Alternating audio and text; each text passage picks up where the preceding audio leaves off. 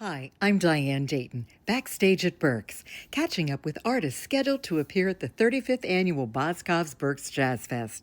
Find out about their shows and what's going on in their lives. And if you like this cast, please share it. Thanks for joining me.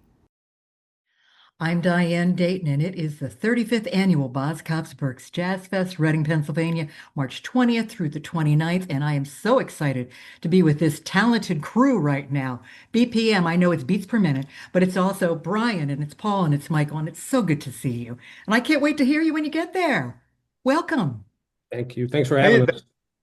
Hey, you've been around for a while too. Yeah, that's true. I have been around. And this group, there's so much talent there and so much energy. I think, correct me if I'm wrong, but didn't you guys connect at a gig in Mexico? And this is how this kind of came together? Yeah. What happened? Yeah. Tell me about Well, it. the concept came out. Go ahead. But we've been playing together for years with each other for years. So So what happened? How did the concept? Who started talking about what for the concept? This is all Paul's fault, so Paul could talk about it. Well, I had this idea. I wanted to do like a foreplay with saxophone, and we were doing this gig down in Mexico that Brian had us play at, and we did it a couple of years, and we got to hang out for like a week together.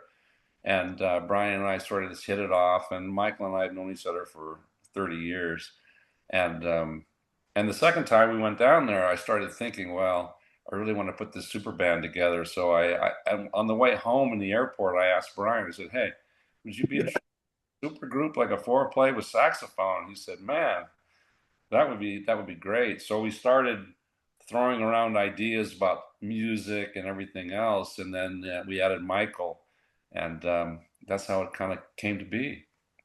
Yeah. And the debut CD, seriously, Brian? Yeah, seriously.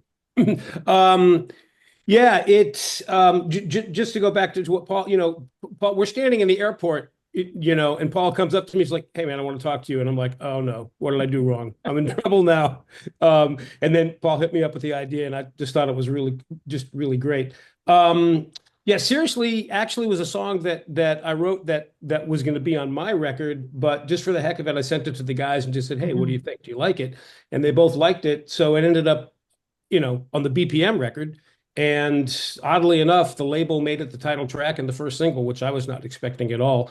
But it's cool because it's got a vibe. It doesn't really sound like anyone else, and it's seriously. I mean, it's cool. Everybody can relate to seriously in life, especially turn on the news. Seriously, Seriously. there you go. That's the whole point of it. Is the seriously with the sarcastic question mark. Right. And Michael, this has been great for you with these two guys too, hasn't it? absolutely, they kind of got me on the road again.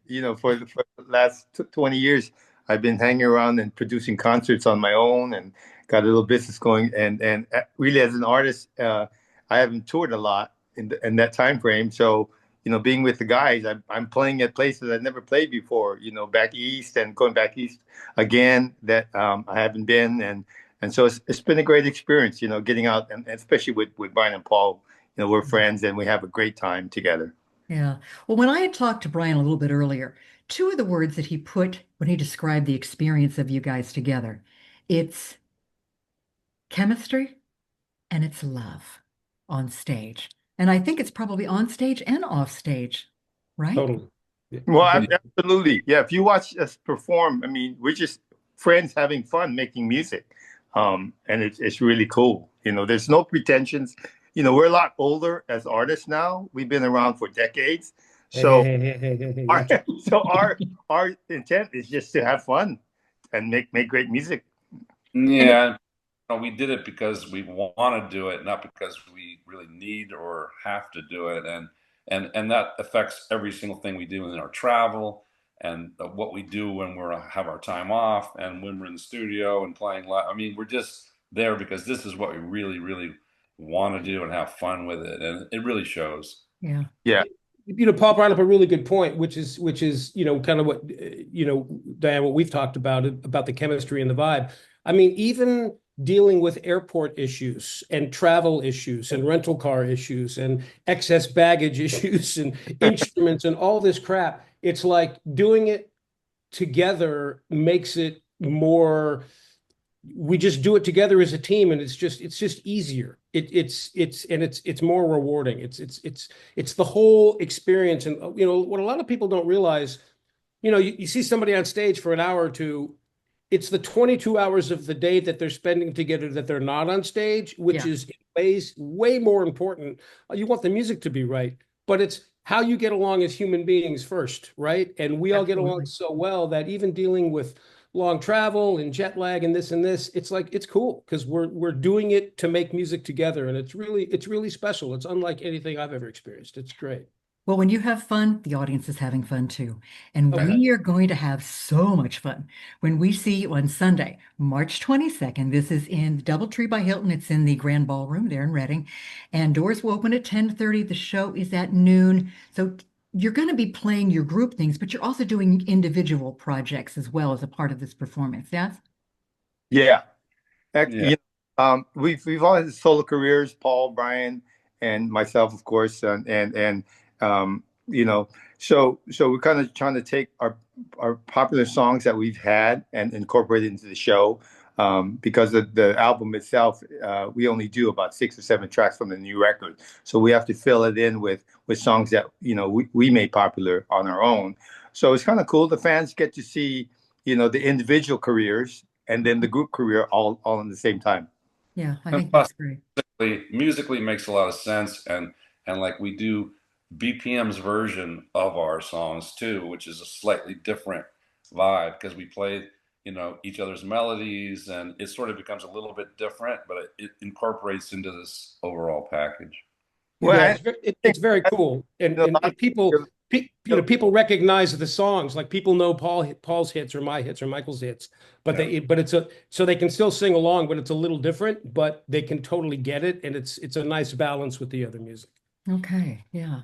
So let's just tease everybody briefly, individually, what you each have going on personally too. Michael, let's start with you and work around. Well, I mean, I've been producing concerts here in California and Hawaii for the last over 20 years. So I do a lot of jazz concert series. So I actually get to book a lot of my peers, and I book BPM. So that's been my main thing for a long time. And then, of course, Paul's fault. He's been producing singles for me. So I actually put out four new tracks in the last 2 years. So he's trying to bring me back as an artist too. So that's kind of what I've been doing lately. And of course, I'm a grandfather now. So and that's a big part of my life. Yeah. So yeah. Yeah, you wouldn't know that when you see him on stage dancing, but yes, kind of crazy. Yeah, Paul, what do you have going on? Well, Michael didn't mention golf. Yeah. That's something that Michael and I are, very into. And that's also been kind of an important part of the overall BPM thing, even though Brian doesn't golf, he caddies for us and he wines. But we, He's a good putter. Wherever I'm a good putter, yeah. We tend to play golf, so that's been great. And but it's an important part of our lives, and so we do that as much as we can. But for me, I'm still producing and engineering and making my own solo records. So I'm just it's just a nice addition. In fact, I think Brian will agree that doing a gig by yourself is so much more difficult than doing a gig with BPM. I mean, it's so nice. I can stand there and just look good while Brian does all this on bass and Michael dances around, and I'm just like, hey, this is great. And I don't have to like run the whole show, and it's a much more enjoyable 90 minutes, Yeah. It's really true. Yeah. Yeah, where we share the burden of performance. It's true when you're a solo artist, everything's on you and what you have to do in the show. But with BPM, we kind of share the burden and experience, and it's a lot less stressful, really. Yeah, and I'm sure you guys have fun. Brian, what about you? I know you've got something coming out this spring. Hopefully, we'll see if I get it done in time. Yeah, it's it's been an interesting few years for me. I ended up breaking my back again and really couldn't do anything. And I wrote a lot of music. So that's been extremely rewarding. And Paul and I have been working together. We're working on my new record together, which is really cool. And he's also sent me a bunch of things to work on to write, melodies for other artists as well. And that's been extremely rewarding for me and very gratifying, especially in the kind of funk that I've been in. It's really helped me a lot. It's great to be doing music all the time. It's important for me. So yeah, we're working on a new record that I'm thrilled about. I love the music. I love the vibe. I'm still playing my upright bass. I'm doing another straight ahead jazz record as well, probably in February. So that's going to be cool because that's a part of my world that I don't want to lose touch with. Yeah. And it's all good. I mean, it's every day's a blessing when you can survive and make music. So it's really good. Just don't always have it as breaking your back and then you have to write, Yeah. What are the odds? Yeah, well, I can thank my family's DNA for that, but yeah, it's like I'm sick of that. I'm sick of hurting myself. Yeah.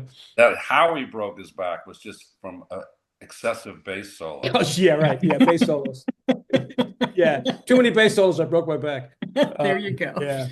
There you go. Well, I am so excited when the three of you come to Berks Jazz Fest to connect with you, hang out, and especially to hear the music once again. It's on Sunday. It's March 22nd, and it's at the DoubleTree by Hilton. And this is the 35th annual Boscov's Berks Jazz Fest in Reading, Pennsylvania. For tickets and everything Berks, go to berksjazzfest.com. Thank you so much, all of you. All right. Aloha.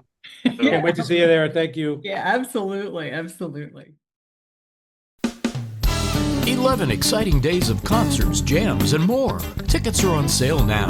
For the latest artist, venue, and scheduling info, and for tickets, visit berksjazzfest.com.